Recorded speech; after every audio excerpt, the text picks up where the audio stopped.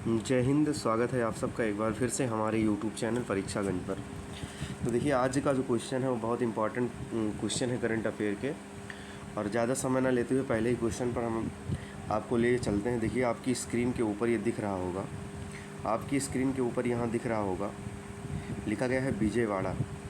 यह Vijayawada railway station है, यह विजयवाड़ा रेलवे स्टेशन है, जिसे क्या मिला है, जिसे स्टेशन है जिसे क्या मिला है, आईजीबीसी का अवार्ड। एक तरीके से आप कह सकते हैं यही मिला है। ये आईजीबीसी क्या, इंडियन ग्रीन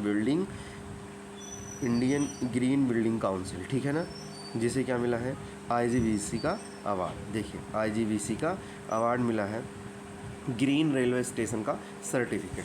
किसे मिला है, तो आपकी स्क्रीन के ऊपर यहाँ दिख रहा है, विजयवाड़ा रेलवे स्टेशन को मिला आईजीबीसी का green railway station certificate. Vijayawada railway station को पर्यावरण मानकों में सुधार और यात्रियों को पर्यावरण के अनुकूल सेवा प्रदान करने के प्रयास के लिए ग्रीन बिल्डिंग काउंसिल भारतीय ग्रीन बिल्डिंग काउंसिल मतलब IGBC, Indian green building council द्वारा प्लेटिनम की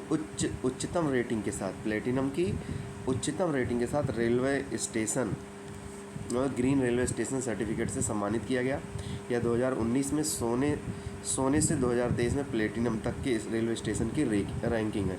देखिए, सोने का मतलब हो गया कि ये जैसे ये अभी क्या है, आईजीबीसी मिला मतलब प्लेटिनम उच्चतम रैंकिंग। अगर वहीं बात करें किसकी, अगर वहीं बात करें हम लोग, जो है 2019 में से क्या मिला था, सोने की 2023 में, ठीक है ना। उम्मीद है ये सारी बातें आपको क्लियर हो रही होंगी। अगली बात देख लेते हैं यहाँ पर। इसमें कुछ उपकरणों में स्टार रेटिंग, एलईडी लाइट का उपयोग, अपशिष्ट जल को रिसाइकिल करने के लिए आदि, धुएं से उत्सर्जन की जांच के लिए समय समय परीक्षण, ग्रीन कवरेज बढ़ाना है, ठीक है ना। तो पहला ही प्रश्न यही था। अपशिष्ट जल को रिसाइकिल करने के लिए सीवेज ट्रीटमेंट प्लांट आदि की स्थापना, धुएं उत्सर्जन की जांच के लिए समय समय पर परीक्षण और ग्रीन कवरेज को बढ़ाना। ये सब मिला करके कहाँ पे था, ये था विजयवाड़ा रेलवे स्टेशन। अगले क्वेश्चन पर चलेंगे। अगला क्वेश्चन देखिए, ये है नजमा अख्तर को। अब देखिए, यह है Najma Akhtar, life time achievement award दिया गया है। यह है नजमा अख्तर, ठीक है ना। तो नजमा अख्तर को क्या दिया गया है, life time achievement award. Najma Akhtar को शिक्षा के क्षेत्र में, बड़ी बात है, बहुत ही अच्छी बात है, नजमा अख्तर को किसके, शिक्षा के क्षेत्र में लाइफ टाइम अचीवमेंट पुरस्कार से सम्मानित किया गया है।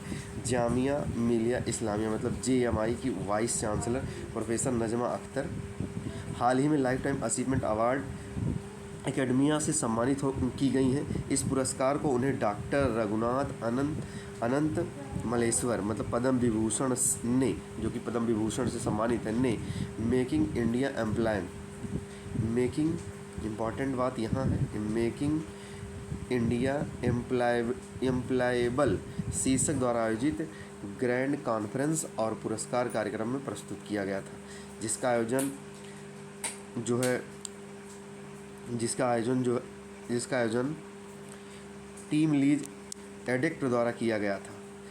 अख्तर को इस पुरस्कार के लिए शिक्षाविदों, उद्योगों, विशेषज्ञों से मिले जाने वाले एक पैनल द्वारा चयनित किया गया है, ठीक है ना। तो सब मिलाकर के आपके लिए इम्पॉर्टेंट प्रश्न है कि नजमा अख्तर को क्या मिला है, लाइफ टाइम अचीवमेंट अवार्ड मिला है, और किस क्षेत्र में मिला है, तो ये शिक्षा के क्षेत्र में मिला है।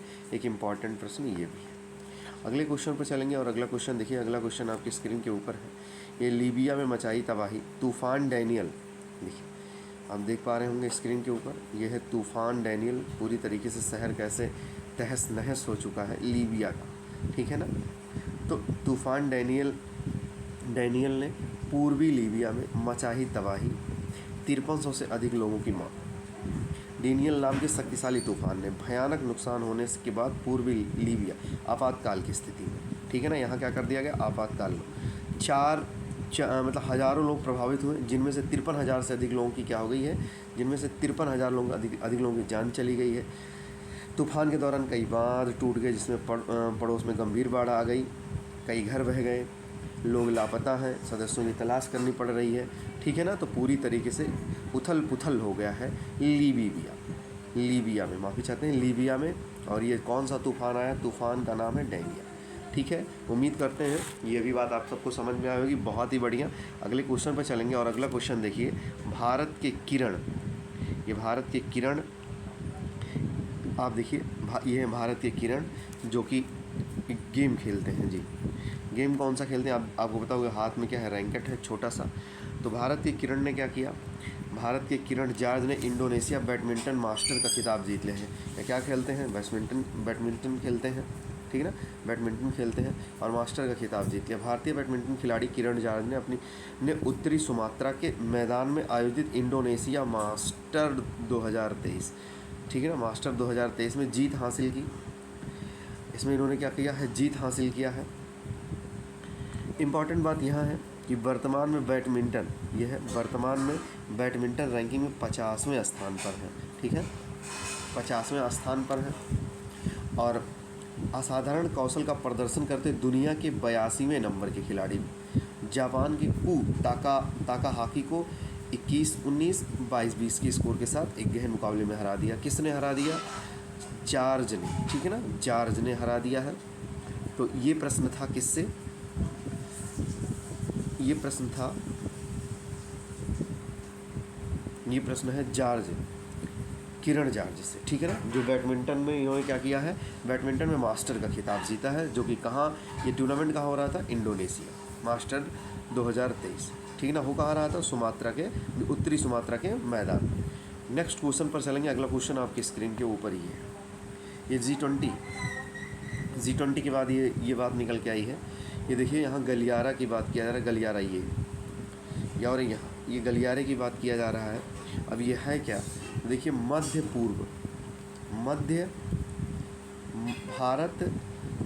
पूर्व यूरोप मेगा आर्थिक गलियारा परियोजना क्या है? अब ये देखिए, G20 शिखर सम्मेलन के दौरान एक महत्वपूर्ण घोषणा में प्रधानमंत्री नरेंद्र मोदी ने भारत मध्य पूर्व यूरोप आर्थिक गलियारे की योजना का अनावरण किया, जो एक आधारभूत पहल है जो वैश्विक व्यापार कनेक्टिविटी को नया आकार देने का वादा करती है। यह गलियारा, जिसमें भारत, संयुक्त अरब अमीरात, सऊदी अरब, यूरोपीय संघ, इटली, जर्मनी, संयुक्त राज्य अमेरिका शामिल है, एक ऐतिहासिक उद्यम बनाने की ओर अग्रसर है, जो अतीत के प्रसिद्ध रेशम और मसाला मार्गों को भी पीछे छोड़ेगा। तो ये G20 के बाद ऐसा हुआ है, ठीक है ना, G20 के बाद ऐसा हुआ। अगले पॉइंट पर चलेंगे, अगले क्वेश्चन पर चलेंगे। आप तो उम्मीद है आप सबको क्लियर होगा। भारत मध्य पूर्व यूरोप मेगा आर्थिक गलियारा का परियोजना, ठीक है। अगला पॉइंट है, देखिए, ये है उड़ीसा के मुख्यमंत्री, जो आपको स्क्रीन के ऊपर दिख रहे हैं। ये है उड़ीसा के मुख्यमंत्री, और इन्होंने एक बहुत ही बड़ी जो है उसकी घोषणा की है, एक योजना की क्या की है? घोषणा की है। ये है कौन? उड़ीसा के मुख्यमंत्री, जिनका नाम आप सबको पता होगा। इनका नाम पता होगा आप सबको, नवीन चंद पटनायक जी हैं। अब देखिए, नवीन चंद पटनायक जी ने किस चीज़ की घोषणा की है, तो आइए इसके बारे में भी जान लेते हैं हम लोग। उड़ीसा के मुख्यमंत्री, इम्पॉर्टेंट प्रश्न है, उड़ीसा के मुख्यमंत्री ने मुख्यमंत्री संपूर्ण पुष्टि योजना, इम्पॉर्टेंट है, मुख्यमंत्री संपूर्ण पुष्टि योजना, ये क्या है? ये महिला और जो है किशोर युवतियों के लिए, ठीक है ना, किशोर लड़कियों के लिए है। देखिए, उड़ीसा के मुख्यमंत्री नवीन पटनायक ने माताओं, किशोर लड़कियों और बच्चों जैसे लोगों की पोषण संबंधी ज़रूरतों को पूरा करने के लिए राज्य में मुख्यमंत्री संपूर्ण पुष्टि योजना की शुरुआत की है। यह पहल पूरक पद पुष्टि योजना के साथ, देखिए यहाँ पे पहले से चल रहा है, पूरक है पद पुष्टि योजना के साथ राज्य में माताओं,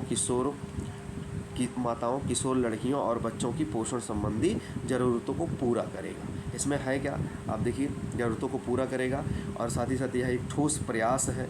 इस कार्यक्रम का शुभारंभ अपने नागरिकों की पोषण स्थिति को बढ़ाने और एक स्वस्थ भविष्य को बढ़ावा देने के लिए सरकार की प्रतिबद्धता को दर्शाता है। ऐसा किसने किया है?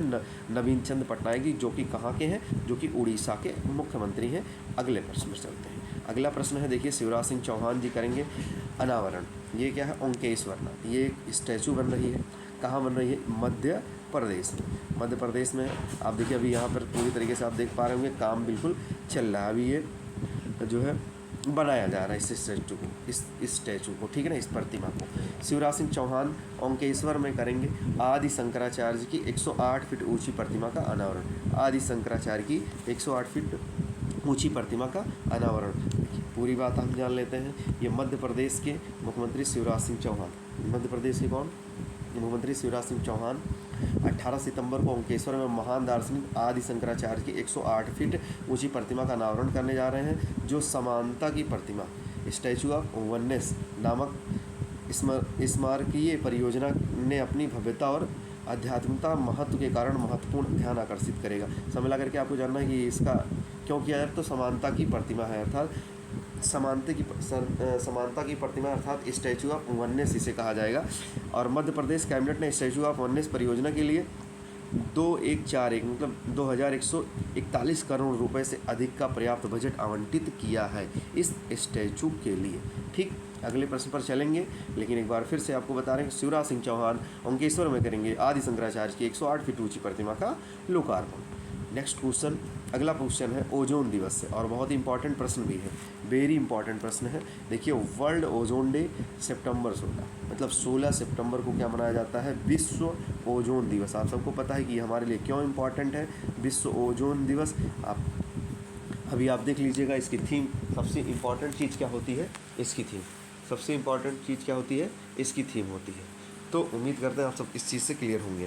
देखिए विश्व ओजोन दिवस 2023 तारीख, थीम इतिहास और महत्व, इस चीज़ को हम लोग यहाँ समझेंगे।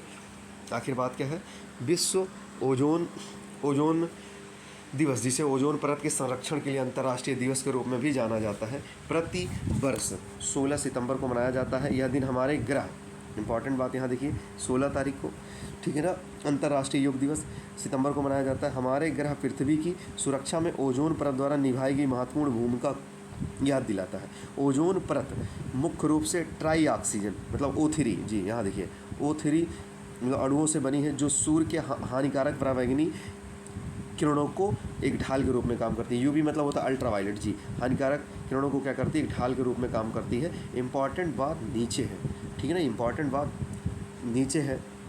विश्व ओजोन दिवस 2023 की थीम आपको याद करना है, Montreal protocol fixing the ozone layer and reducing climate change. यह विषय न केवल ओजोन परत की रक्षा करने बल्कि जलवायु परिवर्तन को कम करने का भी एक प्रोटोकॉल है, एक नियम है। तो इम्पॉर्टेंट बात यहाँ है थीम को लेकर के, ये थीम यहाँ तक, ये थीम आपको याद जानना है, ठीक है। और अगली चीज़ क्या जानना है, 16 सितंबर क्या मनाया जाता है, ओजोन दिवस। अगले क्वेश्चन पर चलेंगे। अगला क्वेश्चन आपकी स्क्रीन के ऊपर ये रहा, और ये आज का अंतिम प्रश्न है।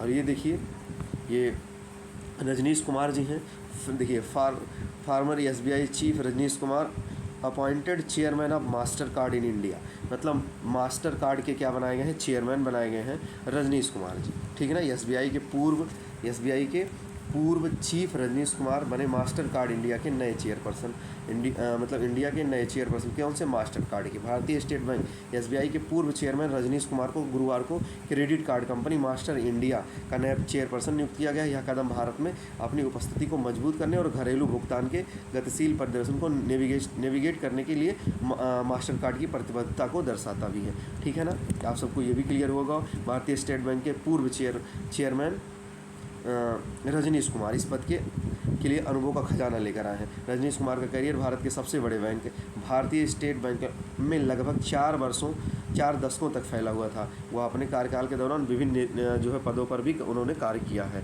तो ये थे भारत के जो है पूर्व SBI के पूर्व जो है चीफ रजनीश कुमार, जो मास्टर कार्ड के क्या बन गए हैं, चेयरपर्सन। तो आज के लिए बस इतना ही। उम्मीद करते हैं आप सबको ये क्वेश्चन बिल्कुल आप सबको समझ में आया होगा। तो आज के लिए बस इतना ही, धन्यवाद, जय हिंद।